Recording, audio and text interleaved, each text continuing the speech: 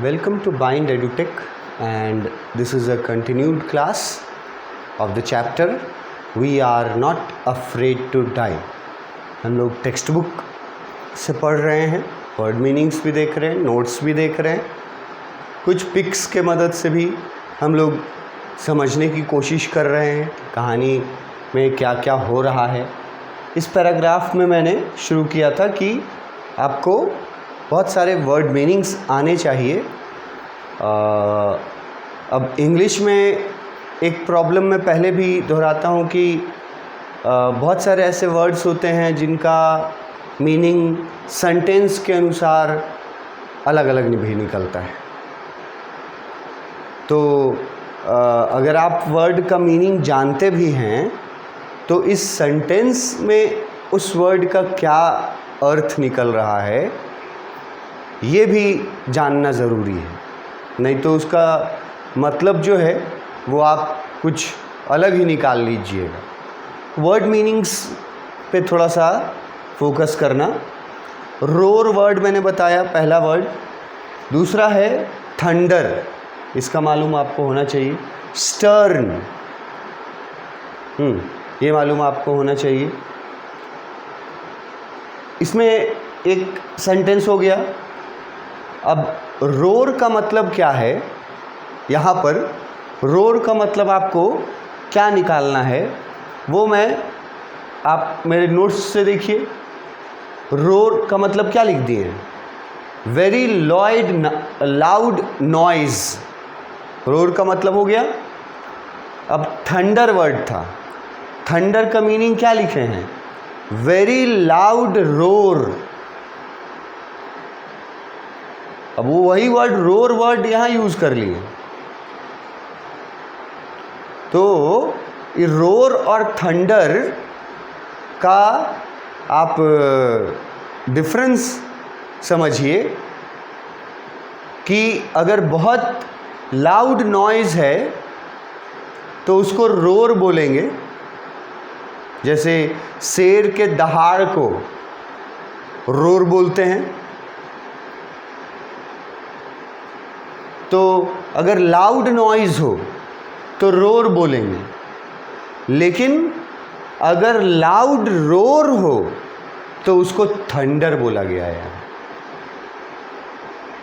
तो अगर आपसे पूछा जाए या आप सोच के देखिए कि रोर में ज़्यादा साउंड, ज़्यादा नॉइज़, मतलब रोर बड़ा वर्ड है नॉइज़ के लिए कि थंडर बड़ा वर्ड है,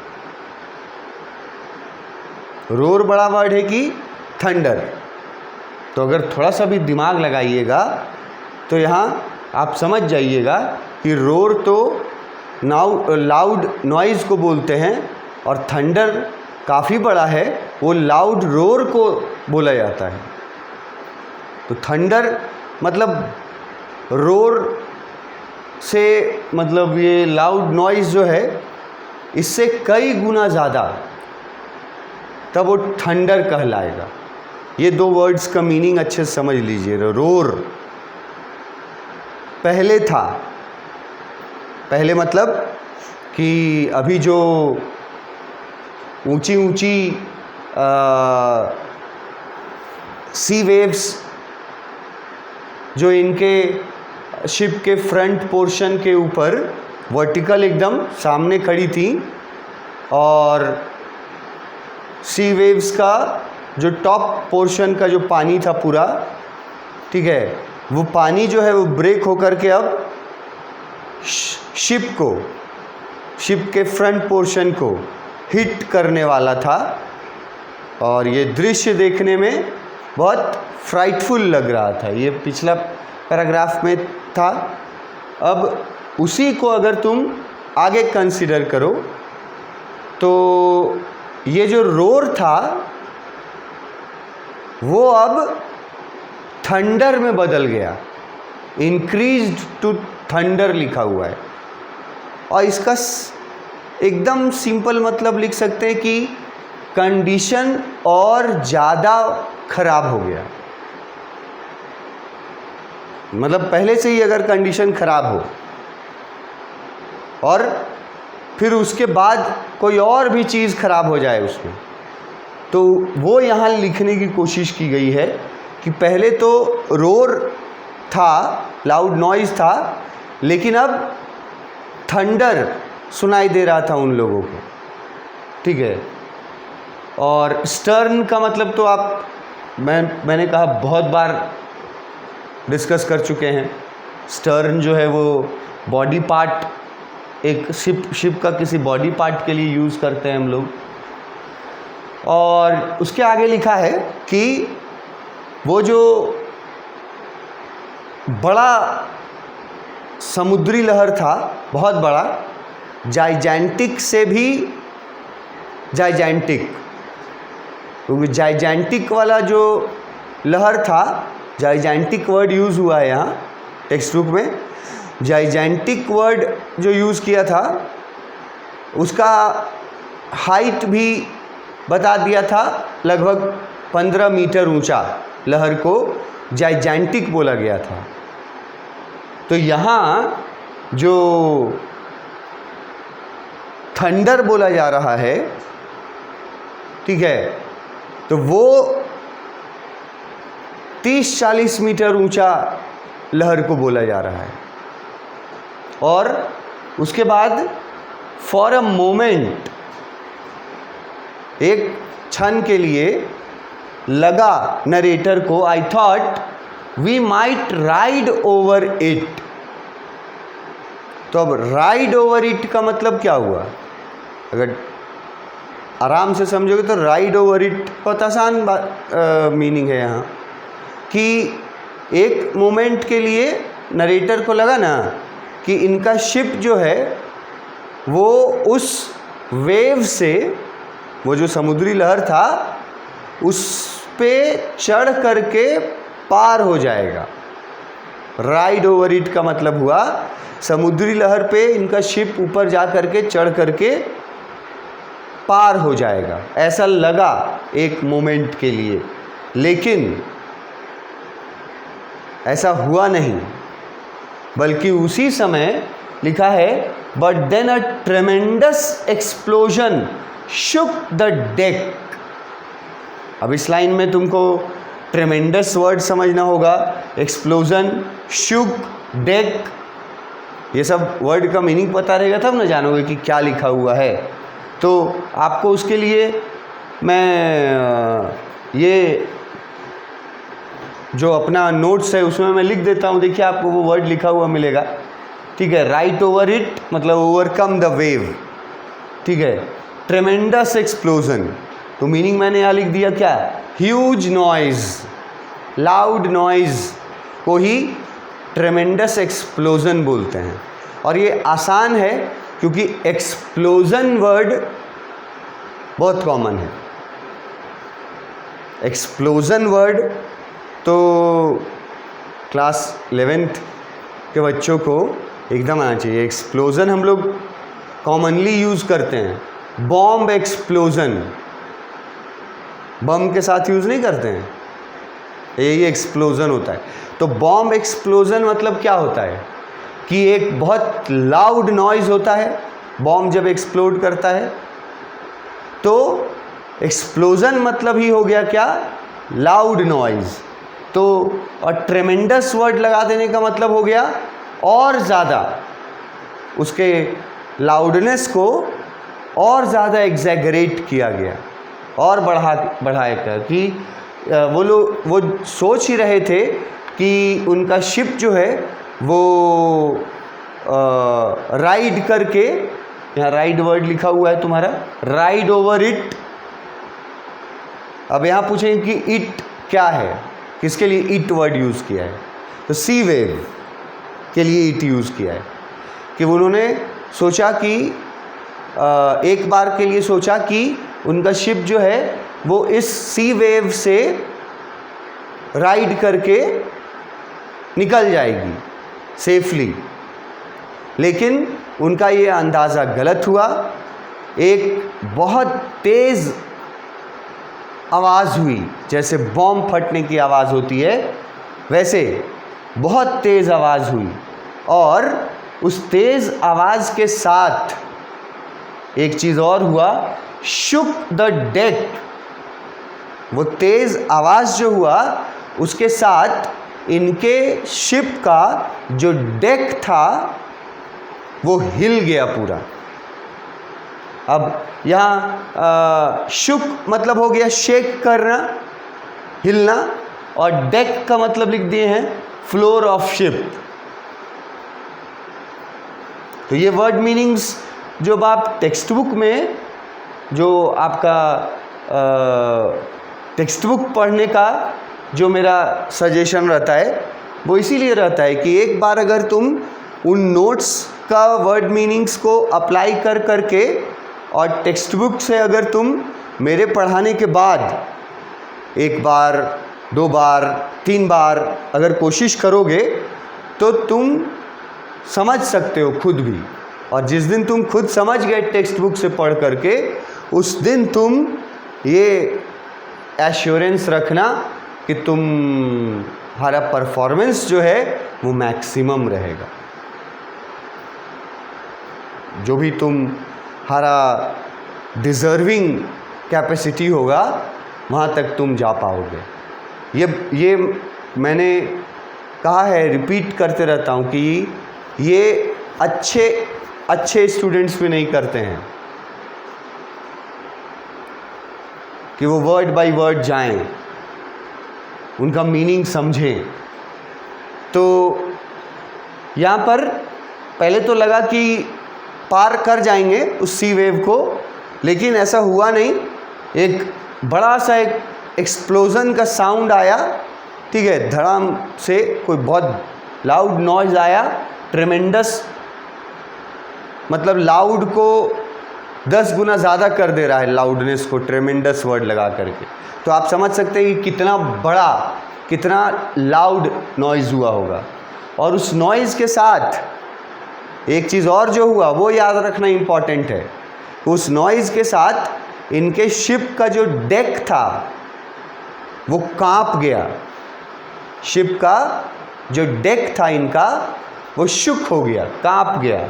यहाँ लिखा हुआ है शुक द डेक। अब अगर आप शुक जानते भी हैं और डेक नहीं जानिएगा तो पल्ले नहीं पड़ेगा। तो उसके लिए तो मैं ये नोट्स में लिख करके दे देता हूँ ना। डेक का मतलब फ्लोर ऑफ द शिप। यहाँ से देखिए उसको और फिर उसका मीनिंग निकालना, आप उसका मतलब समझने का कोशिश कीजिए, आपको आराम से समझ में आएगा मतलब। लेकिन मेहनत डबल ट्रिपल करना होगा, तब आप जो लोग अच्छे मार्क्स एक्सपेक्ट करते हैं इंग्लिश में वो अच्छे मार्क्स तक पहुंच पाएंगे, आसानी से नहीं। उसके बाद इनका जो डेक था वो पूरी तरह से कांप गया उस बड़े एक्सप्लोजन के आवाज़ के साथ। A torrent of green and white water broke over the ship.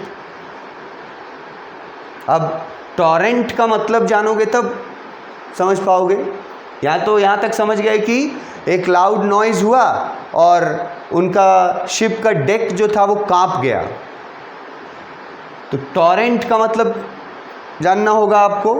फिर थोड़ा सा यहाँ जानना होगा broke over the ship.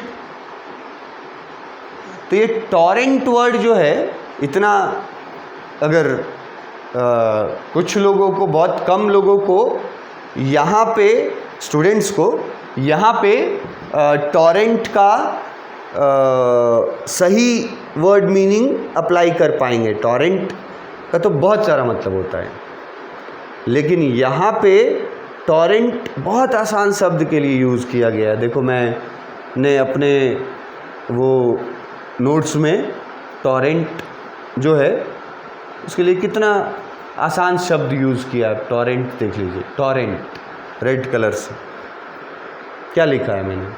Torrent का मतलब क्या होता है? Huge quantity of water. तो सोचिए कितना आसान चीज़ है। ह्यूज क्वांटिटी ऑफ वाटर मतलब क्या हो गया? एक साथ बहुत सारा पानी, यही हुआ ह्यूज क्वांटिटी ऑफ वाटर।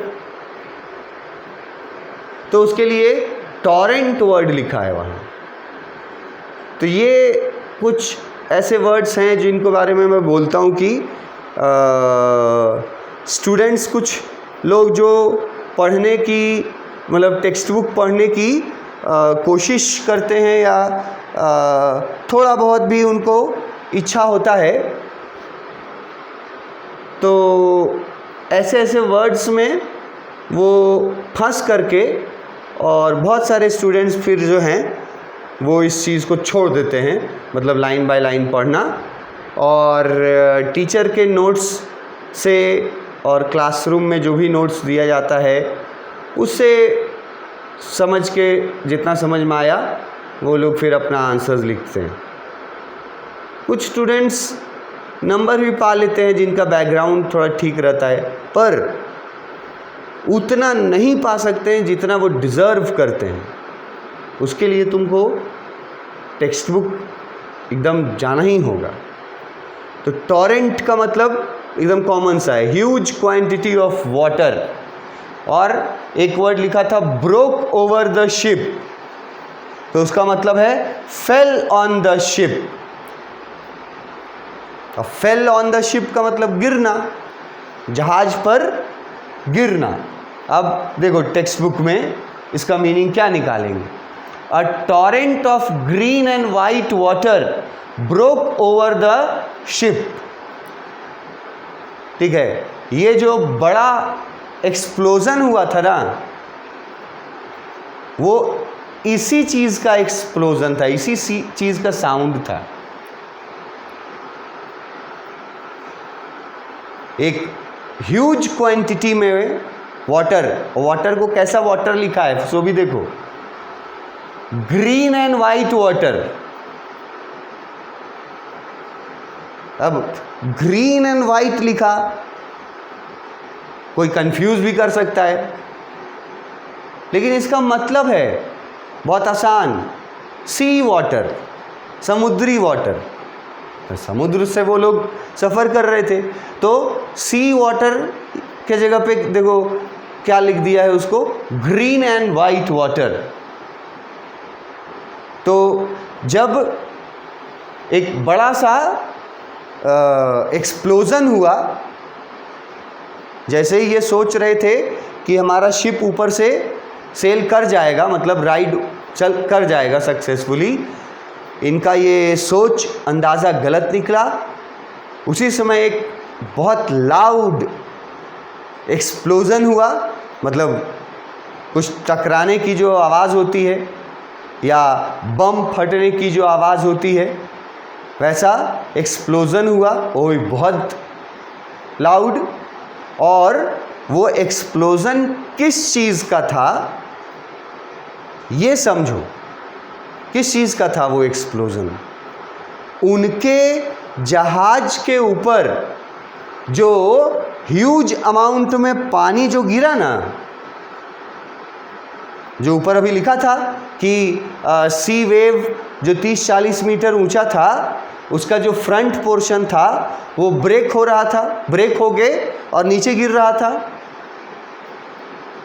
तो वही huge amount of water force के साथ, 30-40 मीटर ऊंचाई के फोर्स के साथ, ह्यूज अमाउंट ऑफ वाटर, मतलब कल्पना नहीं कर सकते हो। समुद्र को अथाह बोला जाता है, तो पानी भी उसमें कितना है वो तो अथाह है। तो वो बहुत सारा पानी जो है ना, वो एक साथ 30-40 मीटर की ऊंचाई से कहाँ गिरे? शिप के डेक पर। तो जो पानी गिरा, उसी पानी का ये ट्रेमेंडस एक्सप्लोज़न था, और उसी के वजह से वो पानी जो हिट किया ना, उसी के वजह से आवाज़ भी आया बॉम्ब फटने जैसी। और यहाँ लिखा है शुक द डेक, मतलब जो फ्लोर था बोट का, शिप का, वो जैसे भूकंप आता है तो नहीं शेकिंग होता है, वैसे शेक करने लगा।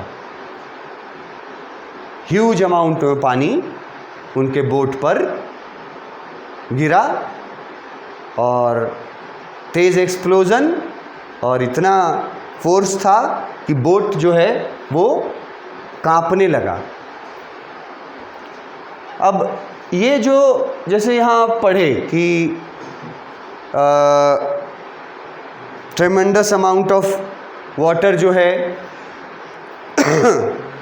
वो जो जिसको वो लोग क्लाउड समझ लिए थे शुरू में, फिर एहसास हुआ कि नहीं ये तो समुद्री लहर है, एकदम वर्टिकल है ना, बहुत बड़े साइज़ का। और साइज़ हम लोग एज्यूम किए हैं बताए हुए फैक्ट्स के अनुसार कि 30-40 मीटर का। और ये पानी जो है 30-40 मीटर के ऊपर से बहुत सारा पानी, बहुत सारा मतलब इमेजिन नहीं कर सकते हो लीटर ऊटर में, उतना सारा पानी टूट करके और गिरा बोट पर। एक छोटा सा तुमको इससे रिलेटेड ये जो घटना हुई तो ये आप सुने आप इमेजिन करने का कोशिश कर सकते हैं कि ऐसे होता होगा। तो एक मैं छोटा सा क्लिप आपको दिखाता हूँ जिससे कि आप थोड़ा मतलब ज़्यादा अच्छा से एज्यूम कर पाएंगे कि क्या हुआ था उस शिप के साथ। मतलब जो हम बोल रहे हैं ना कि पानी धड़ाम से पूरा शिप के ऊपर गिरा, ये एक छोटा सा क्लिप है ना। ये इसको मैं ऑन करता हूँ पहले। ये देखो, ये हुआ जहाज, बोट, इसके सामने देख रहे हो समुद्री लहर कितना ऊंचा है, और ये देखो समुद्री लहर से ये टकराया। एक बार वापस आपको दिखाते हैं। ये है, ये जो बोट है ये शुरुआत से, हाँ ये देखो बोट है, ठीक है। और वो बोट जो है वो उसके सामने समुद्री लहर का ऊंचाई देखो। इसको हम पॉज कर दिए। ये रहा बोट और सामने से देखो समुद्री लहर का ऊंचाई कितना है। ये तो हमको आराम से लगता है कि 30-40 मीटर है और सामने से चला आ रहा है।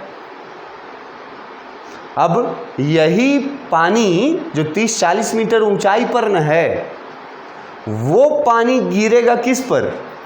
बोट पर। देखो उससे बोट टकराएगा तो उसका भी तुमको दिखेगा कि